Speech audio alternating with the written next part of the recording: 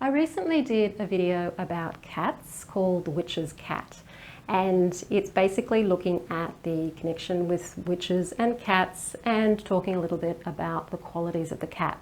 I was asked to do the same for dogs, so this video is going to be about the witch's dog. But before I dive into that, I'm Sandra from mysterywitchschool.com. If you're new to the channel and you want to learn more about Wicca and witchcraft, hit the subscribe button and the notification bell so that you don't miss any videos. And if you're interested in witchy merchandise at all, like t-shirts, mugs, cushions, phone cases with witchy themes, do check out the Mystical Witch store. The link to that is in the description field below this video. So the witch's dog. We don't usually hear about the witch's dog, but there is a connection between witches and dogs.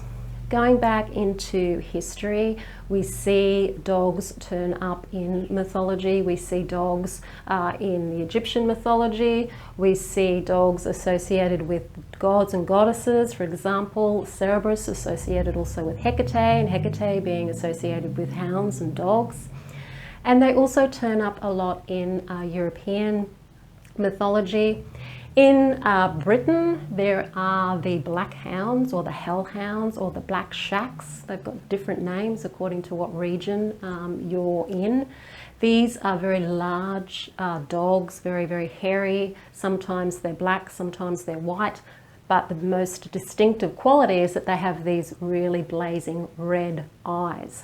And these dogs are often associated with hauntings, being guardians of the gates of the other world, guardians of treasure, and pretty much guardians, and also have been known to be quite fierce and dangerous. People have gone missing and these dogs have been involved.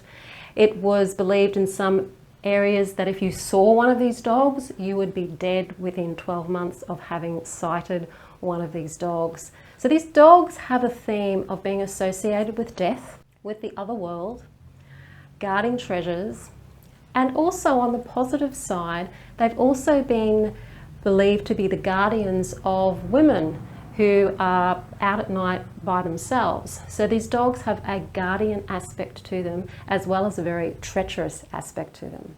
There are tales about witches having dogs as familiars and shape-shifting into dogs. There's one story of a magician who went to, I believe it was a prison, and because the prisoners knew that he was a magician, probably labeling him a witch, killed him. And apparently not long after that, a black dog, one of these hellhounds, appeared and they all died. So there's that story there about magic and dogs and that connection between the magical person and the dog. And there's other stories about witches and dogs as well. So they are part of our history. It's just not talked about. I mentioned that dogs are associated with Hecate. That's black dogs, again, associated with Hecate. If you've done a lot of work with Hecate, you're probably familiar with the hounds of Hecate. And Cerberus in the Greek mythology, there's a connection there with Hecate. And also with Egyptian mythology, there's the guardian of the other world, Anubis, being like a dog deity. There is definitely spiritual aspects to dogs, even though a lot of people probably don't think that there are. Now, dogs are not just guardians of treasures and guardians of women walking around at night in Britain.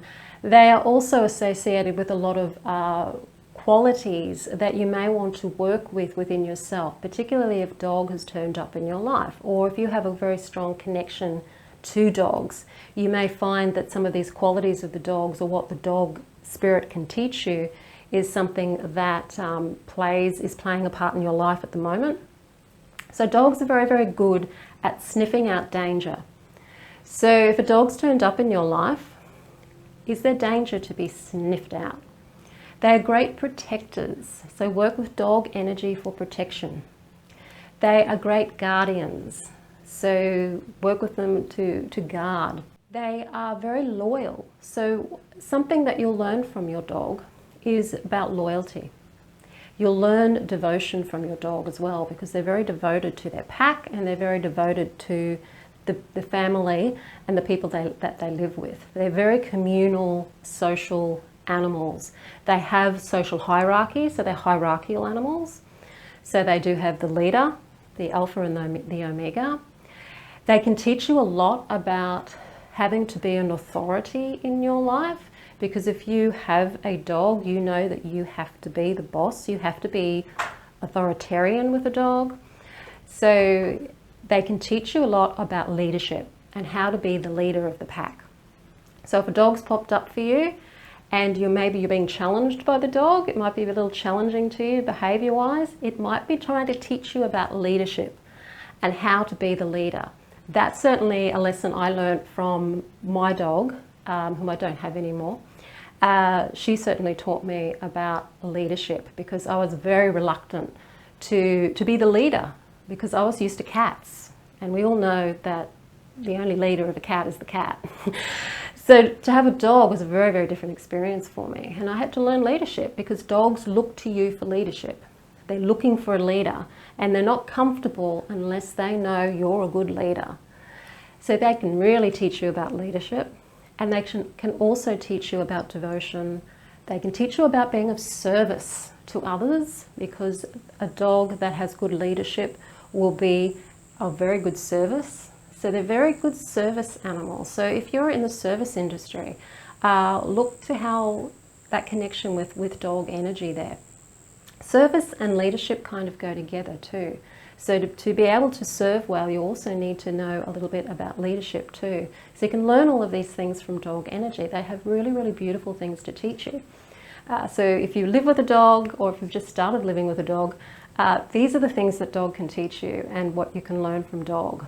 They can also highlight to you where maybe you're going overboard with some of these things. So maybe you're being too subservient. You know, maybe that's happening in your life. Where are you perhaps being loyal to something that's not being loyal back to you? So it can teach you about being too far into those qualities, as well as perhaps not being enough. So just look at those qualities of dog energy in your life and see where they're working for you and where they may be working against you. Great animals to work with. Certainly work with them if you are wanting to, if you feel that there's something going on that's of danger around you. Working with shape-shifting into a dog can help you sniff out what that may be.